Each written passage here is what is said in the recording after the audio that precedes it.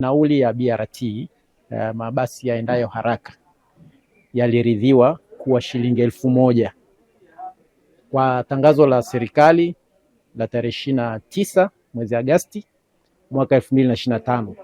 Nakumbuka ilikuwa taarifa ya kawaida namba 11723. Na hii ilikuwa inawapa uhakika sasa wanaoleta mabasi kwamba nauli ya 1000 wanaweza wakaanza nayo. Na unakumbuka tulivyozungumza pale kufanya ziara katika BRT2 tulitaarifu umma kwamba hii nauli ya 1000 sisi tulishaona inawezekana. Na tulishaiona huko nyuma. Tatizo ilikuwa ni mifumo ya kukusanya ile nauli na matumizi ya kadi. Lakini la pili, uwepo wa haya mabasi ya kutosha. Sasa nashukuru kwa kweli imefanya juhudi kubwa BRT2 wanafanya vizuri. Mfumo wa kukusanya nauli pamoja na mabasi yamekuwa mengi kiasi kwamba yameazimwa mwingine mabasi 60 yamekwenda kwenye BRT1. Sasa uboreshaji umefanyika kwenye BRT1. Sasa kwa mujibu wa kanuni za LATRA zile za tozo za nauli zinataka kwamba kanuni ya 19 inataka mtoa huduma sasa ambaye sasa kwa utaratibu wa sasa hivi ni dati ndo anatakiwa atoe taarifa kwa umma kwamba nauli zitaanza kutumika siku 14 kuanzia ile tarehe anasema. Yaani akitangaza leo anasubiri siku 14. Ndio utaratibu, kanuni ya 19.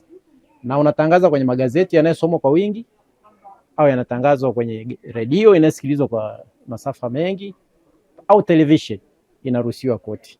Na nashukuru kufahamu kwamba nilikusikiliza mimi kwenye redio tarehe 19 ya mwezi wa 11 ukitoa taarifa kwamba nauli za 1000 zinakwenda kuanza. Kwa nafikiri sasa hivi zilianza kutekelezwa ni sahihi.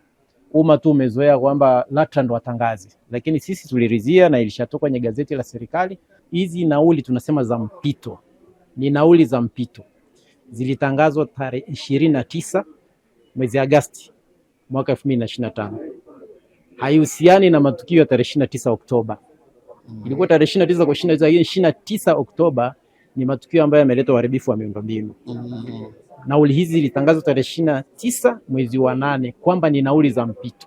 Mpaka pale ambapo sasa dati ataleta maombi rasmi, tutawaita na wadau ili kuona mapendekezo ya dati alivyokaa na wale watoa huduma, hizo nauli ziwe shilingi ngapi.